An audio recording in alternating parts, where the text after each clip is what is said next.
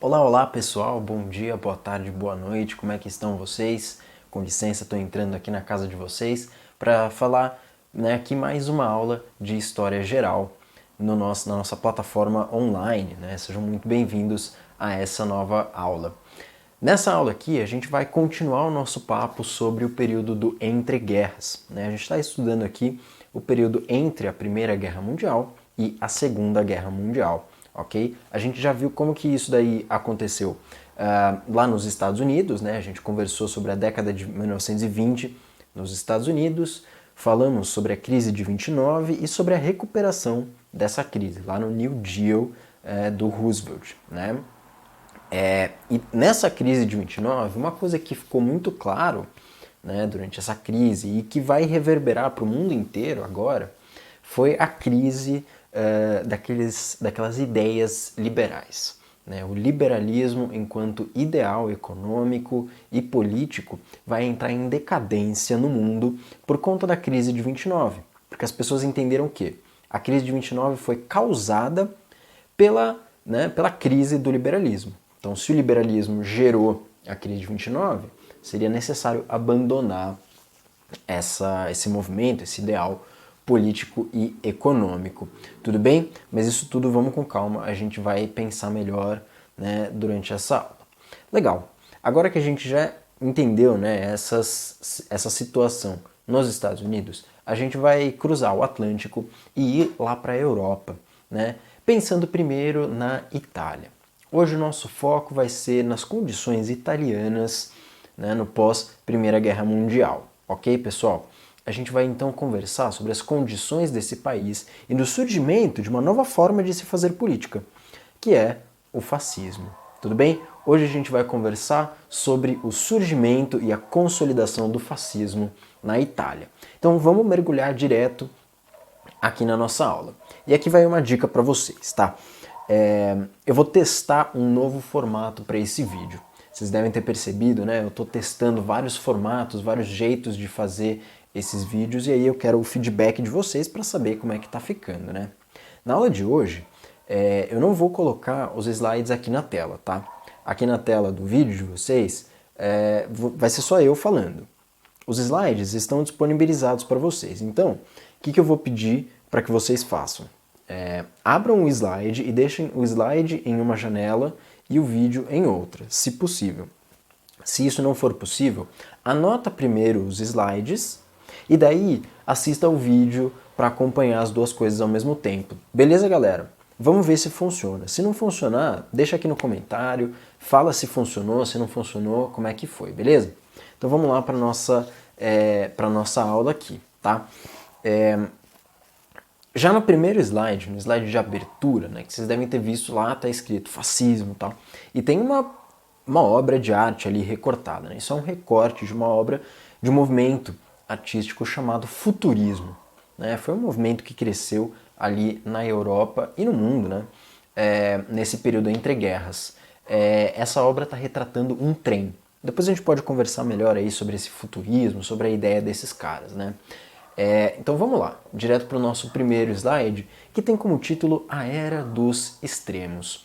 O que estava acontecendo? Qual que era o contexto geral da Itália pós Primeira Guerra Mundial? Primeiro de tudo, a Itália ficou satisfeita depois da Primeira Guerra Mundial? O que estava acontecendo por ali? Vamos pensar.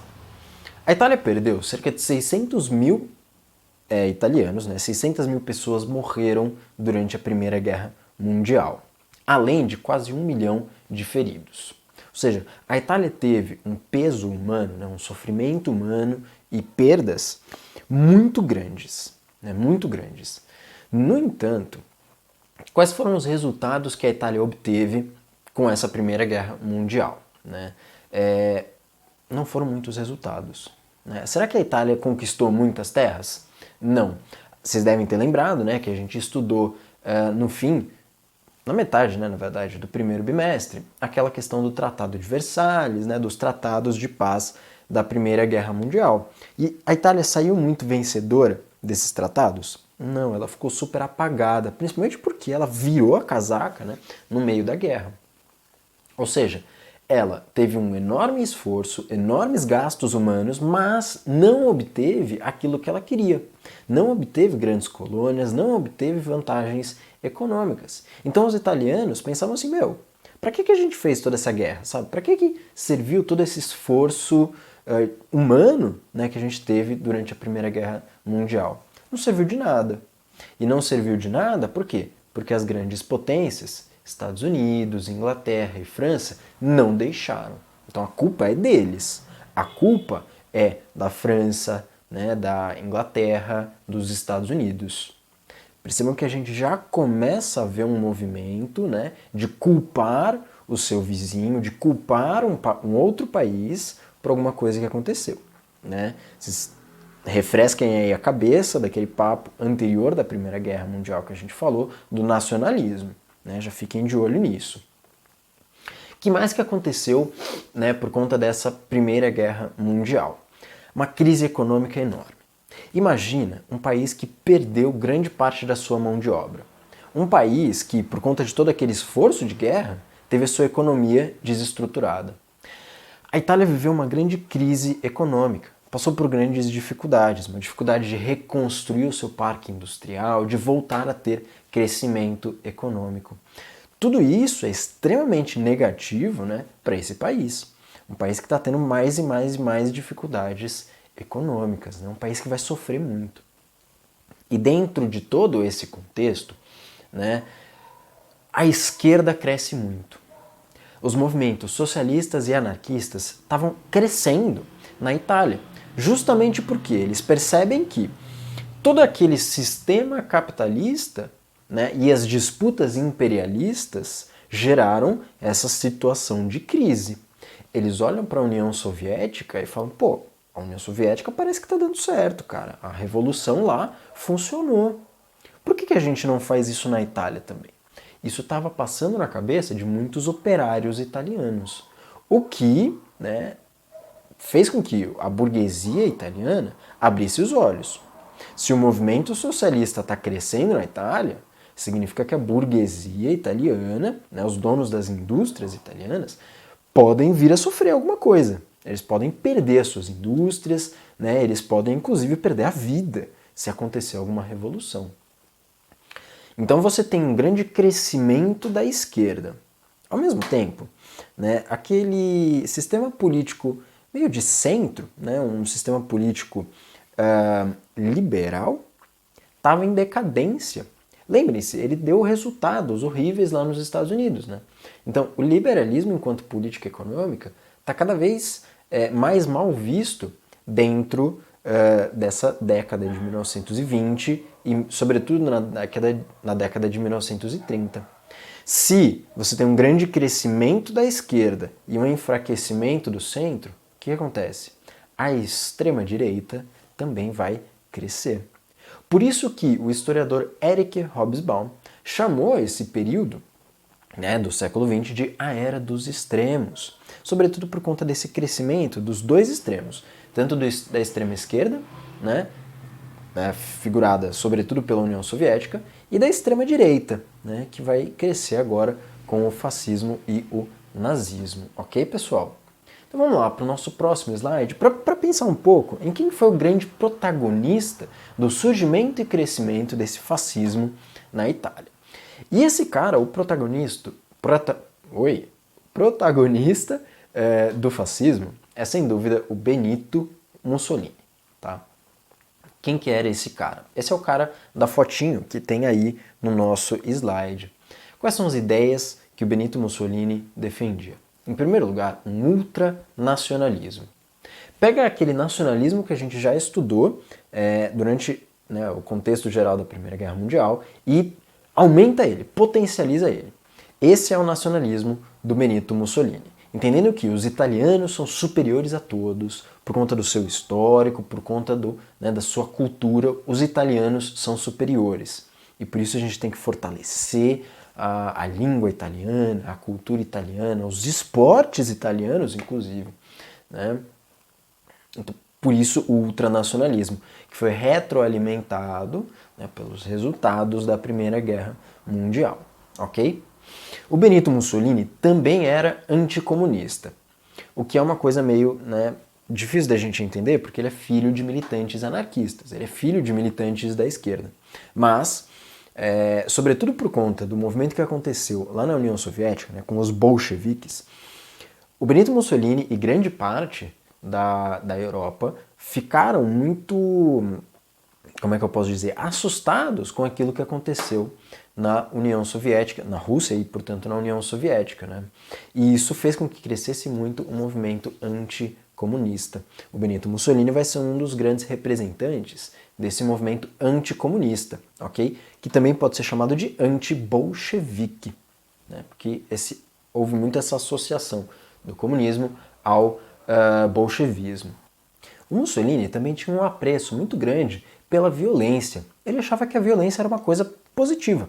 Por isso ele sempre criou uma imagem de ser muito durão, né, de ser um cara super forte, másculo e pronto para batalha. Né? A gente pode ver ali pela fotinho dele, né, com essa pose toda pomposa. Ele achava que a violência era uma coisa positiva. Como que isso transparecia nas ideias dele? Por exemplo, ele defendia a guerra. Ele achava que a guerra era uma coisa super positiva. O movimento artístico também, daquele futurismo que eu falei para vocês, se identificou muito ao fascismo.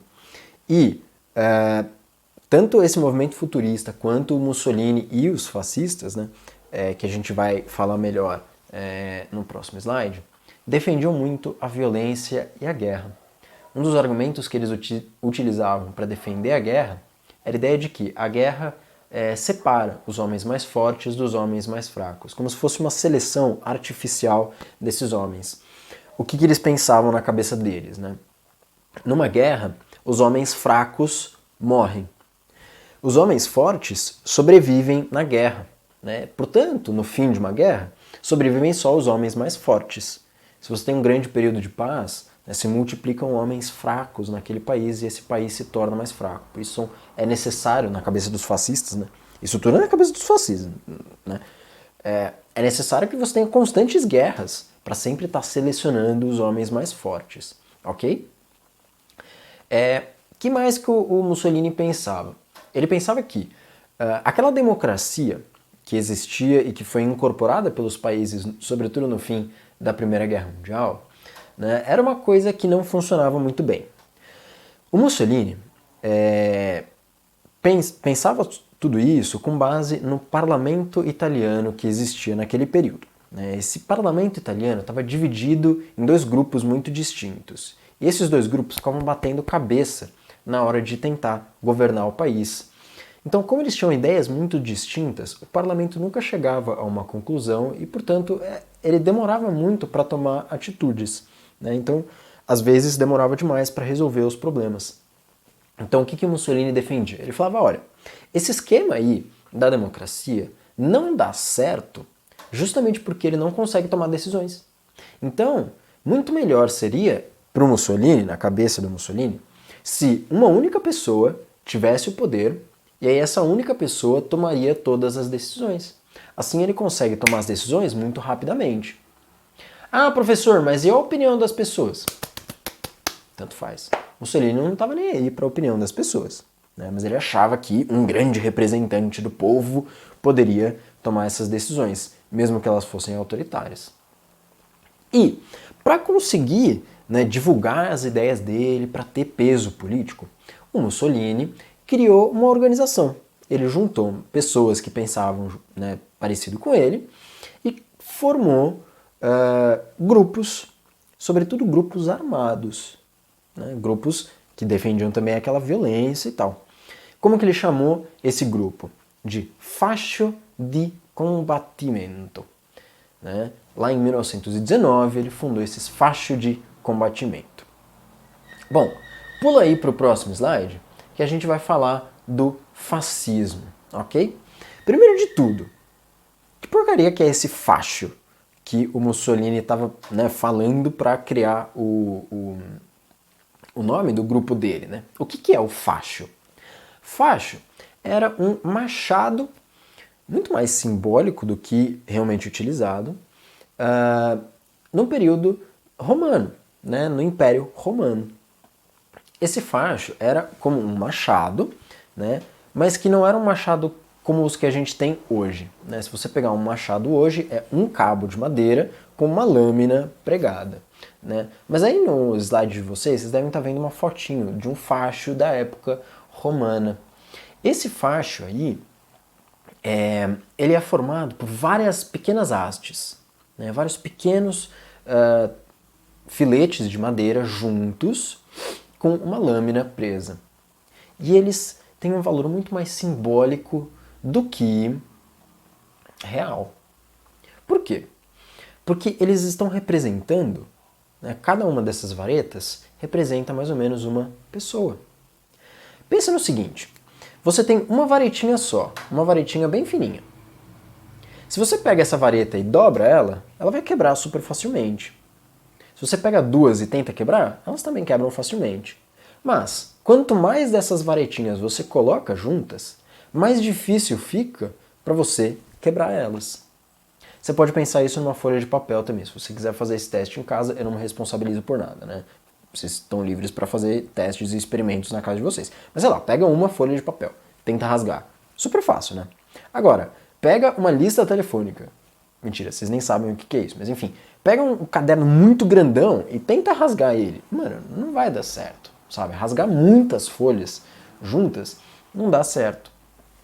Isso tudo seria uma representação da força das pessoas. Uma única pessoa é fraca. Agora, se você tem um grande grupo de pessoas unidas em torno de um único desejo, elas se tornam muito mais fortes. Fica com essa ideia guardada na cabeça. A gente vai desenvolver ela, ok? Mas vamos ver ali algumas outras características desse fascismo, né? Dessa ideia do fascio di combattimento que estavam crescendo ali na Itália. Primeiro de tudo, esses caras baseavam o ultranacionalismo deles com a história, mas de uma maneira meio estranha. Pense o seguinte, eles estavam valorizando o italiano de verdade, porque o italiano de verdade está baseado, né, ele vem de uma história longuíssima de muita força. O italiano de verdade é aquele que criou o Império Romano, que conquistou o mundo inteiro naquela época, sabe? Que dominou, né, da Península Ibérica, toda a Europa, deu a volta no Oriente Médio, dominou o norte da África, o Mediterrâneo inteiro, né? Pô, criou um império gigantesco. A própria utilização do símbolo do fascio, né, já é uma recuperação dessa história do Império Romano. A ideia dos fascistas não era exatamente refazer o Império Romano, mas sim, novamente, criar um grande império, tal qual os romanos tiveram lá na Antiguidade. E tudo isso foi utilizado, né, essa recuperação histórica, para quê? Para justificar o ultranacionalismo deles. Para justificar a ideia que eles tinham de que os italianos são superiores a todos os outros povos, né? Levando ao quê? À xenofobia e ao racismo, né? Se o povo italiano é superior, significa que os outros são inferiores. Então aqui na Itália eu vou expurgar tudo o que tem, né, de origem estrangeira. Então eu vou unificar a língua italiana, vai ser unificada a cultura italiana, ok? E a gente tem que tirar todo mundo que é de fora da Itália, daqui de dentro. Se o Mussolini era anticomunista e antimarxista, aqui o fascismo, em geral, também será. Também será anticomunista e antimarxista. Guarda na cabeça essa ideia do antimarxismo, que quando a gente chegar ali no último tópico, vai ficar ainda mais claro, ok? Como o Mussolini defendia a violência e defendia a guerra, sobretudo, né, os fascistas, o grupo formado em torno do Mussolini e daqueles fascio di combattimento, também vão defender essa violência. Se eles defendiam a guerra, eles vão dizer que é necessário produzir a guerra, fazer a guerra, para quê? Para expandir o Império Italiano, que nem os romanos expandiram. Como que você expande o seu império? Fazendo acordos? Não, não, não. é com a guerra. Por isso que os italianos, né, os fascistas, vão defender a utilização da violência e a produção da guerra para expandir o seu império e assim se tornar mais fortes, ok? E esse fascismo também rejeita todos aqueles valores individuais, né, liberais. Que valores são esses? A valorização da democracia, a valorização da liberdade individual, do direito de ir e vir, do direito de ser diferente, do direito de pensar diferente dos meus colegas. Tudo isso são coisas defendidas pelos liberais, né? Tem aquela ideia de que você pode ser aquilo que você quiser, você pode pensar o que quiser, fazer o que quiser. Os fascistas vão pensar o contrário, vão falar, olha, o importante não é você ter a liberdade de fazer o que você quiser, mas sim de estar unificado com aquilo que mais valoriza a sua nação. Para os fascistas, o que vem em primeiro lugar não é o indivíduo. O que vem em primeiro lugar é a nação. A nação é a coisa mais importante para os fascistas, ok? E se a nação é a coisa mais importante para os fascistas, né, significa que você não pode ter divergências internas, divergências dentro do corpo da nação. As pessoas da nação têm que estar todas juntas para o mesmo objetivo. Então você tem que homogeneizar todo mundo. Todo mundo tem que pensar igual para defender a nação. Todo mundo tem que se vestir igual para valorizar a nação. Todo mundo tem que falar igual para valorizar a nação. E mais, não pode ter brigas internas. Você não pode ter brigas entre pessoas da mesma nação. Todo mundo tem que funcionar como se fosse um corpo. Daí vem a ideia que os fascistas vão chamar de corporativismo, que sobretudo está ligado à negação da luta de classes. O que é essa ideia básica dos fascistas? É a ideia de que não existe um conflito entre, por exemplo, o trabalhador da fábrica e o dono da fábrica. Por quê? Porque para os fascistas, esses dois caras estão trabalhando de maneiras diferentes para o bem da nação. E essa ideia básica do fascismo vai contradizer a ideia básica, né, o pressuposto das esquerdas. A esquerda defendia que dizia que existe a luta de classes, que essa luta de classes é definida, né, pela briga constante entre o trabalhador da fábrica e o dono da fábrica, porque eles têm desejos diferentes, né? E essa constante briga, para a esquerda, seria o que levaria para aquela revolução, como aconteceu lá na Rússia com os bolcheviques, né? Os fascistas entendiam que todas as pessoas da nação deveriam funcionar como se fosse um corpo, né? Um corpo que trabalha para o mesmo fim. Se partes do corpo começam a brigar entre si, esse corpo não vai para frente, né? Então, qual que seria o ideal para os fascistas, né? Acabar com essa ideia da luta de classes, né? Entender que não existe essa luta e que todos os italianos, da sua forma, deveriam trabalhar para o bem da nação. Quanto mais os trabalhadores trabalham, mais eles produzem, mais as fábricas italianas crescem, né? E mais o país, a nação italiana, cresceria. Tudo bem, pessoas? Tudo isso, né, vai de encontro com as ideias marxistas, ok? Então, esses dois pontos, né, a negação da luta de classes e o anticomunismo, o antimarxismo, estão intimamente ligados, ok? Então isso fez com que o Mussolini se aproximasse muito, né, dos donos das empresas italianas, defendendo que eles mantivessem a propriedade dessas empresas e, inclusive, o fascismo iria auxiliar essas empresas, ok?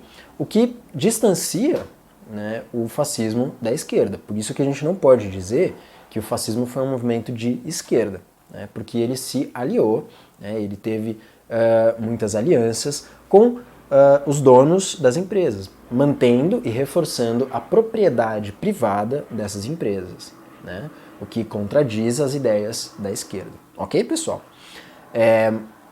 Então, essa é a estrutura básica do fascismo. Agora, vamos ver, né, como é que esse fascismo chegou ao poder. Vira aí o seu slide. Qual foi o movimento de chegada do fascismo ao poder? Primeiro de tudo, em 1919, né, o Mussolini criou aqueles fachos de combatimento. O que eram esse grupo? Pequenos grupos de pessoas, né, que saíam por aí divulgando as suas ideias e também praticando a violência. Okay? Esses grupos se juntavam e iam na porta dos sindicatos, iam na porta, né, dos movimentos de esquerda para brigar mesmo, de fato, né, vias de fato, com as esquerdas. Okay? Então, esses grupos praticavam a violência constante no seu cotidiano. Né? E eles foram ganhando grande popularidade, né, lá dentro da Itália. Até chegar ao ponto em que, em 1921, o Mussolini vai fundar um partido de verdade, o Partido Nacional Fascista. Agora eles não são só mais um grupo de pessoas que estão se reunindo, eles são de fato um partido político, ok? Um ano depois, eles ganharam ainda mais apoio. E aí o Mussolini, ele entendeu que era o momento de fazer uma demonstração de toda essa força que eles tinham, que o Partido Nacional Fascista tinha. Por isso ele pegou todos os seus membros, uniformizou todos eles e falou, a gente vai fazer uma marcha sobre Roma. A gente vai entrar em Roma marchando, que nem uma parada militar mesmo, para mostrar, primeiro, a quantidade de pessoas que tinham do lado deles. Segundo, a organização desse partido. Terceiro, a força que eles tinham, né, porque eles andavam sempre armados, eles andavam sempre, enfim, como se fossem militares mesmo. Nessa marcha sobre Roma, os fascistas conseguiram, de fato, demonstrar toda a força que eles tinham. Demonstraram força suficiente para que, né, o rei da Itália naquele momento, o rei Vítor Emanuel, o terceiro, entendesse que o Mussolini era o cara mais adequado para dirigir a Itália naquele momento. Ele era o cara que tinha força suficiente, ele era o cara que conseguia organizar as pessoas, de fato, para conseguir promover essa união nacional e o crescimento da Itália. Então, em 1922, o rei Vítor Emanuel convidou o Mussolini para ser o primeiro-ministro da Itália, para ser o grande comandante do executivo italiano, ok? Então pronto, a partir de agora você vai ter um governo de fato fascista. Por quê? O grande líder do fascismo chegou ao poder, né? Se tornou o primeiro-ministro. E como que esse governo fascista aconteceu? Né? Quais são as principais características do governo fascista? Em primeiro lugar, o Mussolini vai começar um movimento de diminuir as formas de divergência política dentro da Itália. Como que isso vai acontecer? Primeiro de tudo, extinguindo outros partidos. Então o Mussolini foi, aos poucos, proibindo que outros partidos existissem dentro da Itália, deixando a existência somente de um partido. E qual que é esse partido? O Partido Fascista. A Itália vai passar a ter um sistema unipartidário. Ok? O próximo passo é fazer uma simbiose, fazer com que o Partido Fascista e o governo da Itália se tornem a mesma coisa. Ok? Fazer com que a Itália fosse governada pelo Partido Fascista. Né? Colocar gente de confiança do Partido Fascista em todos os lugares do governo. Aonde tiver alguma coisa do governo, tem que ter um membro do Partido Fascista. Ok? E para criar essa unificação, essa homogeneização da sociedade, que mais que o Mussolini vai fazer? Perseguir os seus opositores. Opositores, por exemplo, dos grupos de esquerda, que ele já perseguia ali, né, desde o início dos fachos de combatimento. Mas ele vai perseguir ainda mais radicalmente, prendendo e executando essas pessoas. Ok, mas era suficiente prender só a galera da esquerda? Não. Ele começa a prender também as pessoas que faziam oposição ao seu governo. Todo tipo de oposição. Ok? Mas será que isso era suficiente? Também não era o suficiente. Era necessário também fazer uma perseguição dentro do próprio grupo dos fascistas, para que houvesse uma grande homogeneização, né, uma unidade dentro do pensamento fascista. Quem pensasse diferente do Mussolini era preso. Pera. Será que a gente lembra de alguma coisa parecida com isso? Né? Não foi uma coisa parecida que aconteceu lá na União Soviética?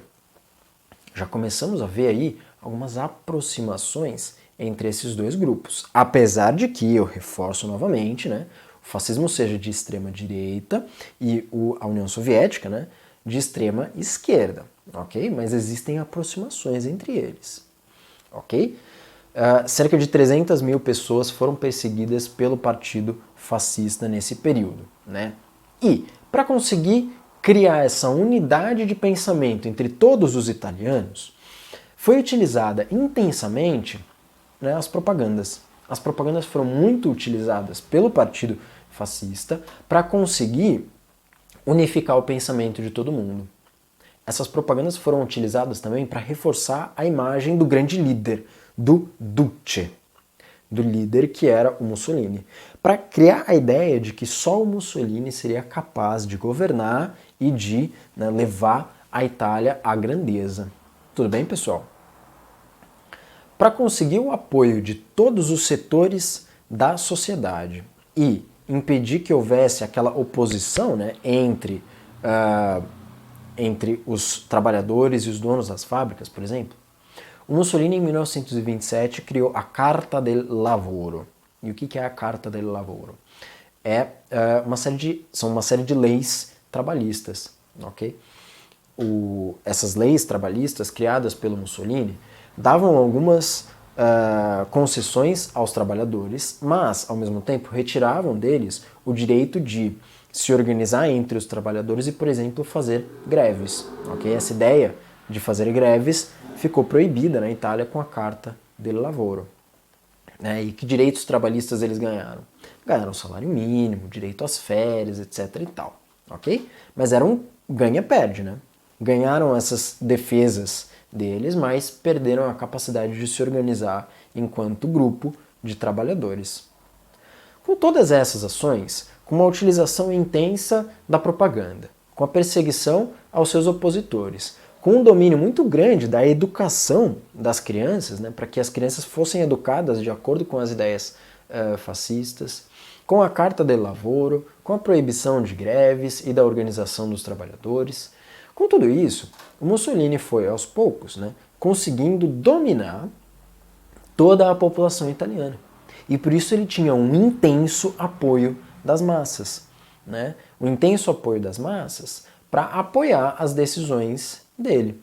Tudo bem, pessoal? Então essas aí são as características básicas do fascismo, né? Foi basicamente dessa maneira que o fascismo se estruturou ali na Itália e começou a se dispersar, né, a reverberar no resto da Europa. Beleza, galera? Na próxima aula a gente então vai conversar sobre a Alemanha, um outro país em que essas ideias fascistas chegaram e tomaram uma nova cara, tomaram o rosto, né, do nazismo. Beleza, pessoal? Bom, vamos fechar a nossa aula por aqui. Então é isso, pessoal. Deixem aqui nos comentários se vocês tiverem alguma dúvida. Comentem aqui também se vocês acharam que funcionou esse formato do vídeo, ok? Prestem atenção ali na descrição da tarefa para ver a lição de casa de vocês. E é isso aí. Para finalizar esse vídeo, eu queria retomar aquelas recomendações culturais que eu estava dando para vocês. Eu acho isso super legal e eu simplesmente esqueci de fazer nos outros vídeos. Então, o que eu queria recomendar para vocês? Primeiro, esse livrinho aqui. Não sei se está dando para ler, mas ele se chama O Guia dos Mochileiros da Galáxia. Hoje eu vou fazer um monte de recomendação super nerd para vocês. Esse livro aqui é um clássico da comédia britânica, comédia nerd, né? Super nerd, escrita pelo Douglas Adams. É uma série de livros super curtinhos, super fáceis de ler, que são também super engraçados, cara. Tem um filme também desse livro, que também é bom, também é legal. E a minha outra recomendação é um canal do YouTube, que chama Vsauce 2. Eu vou deixar linkado aqui na descrição para vocês. E pra galera que curte uma nerdice e curte matemática, velho, esse canal é para vocês. Esse cara, ele fica pegando paradoxos matemáticos e explicando como é que eles funcionam. Eu adoro ver os vídeos desse cara. Apesar de ser professor de história, eu acho super interessante ver ele resolvendo ali matematicamente esses paradoxos. Vou deixar linkado para vocês Essas aí são as minhas duas recomendações culturais super nerds. Então é isso aí, galera. Um grande abraço, tô com saudade de todos vocês e até mais.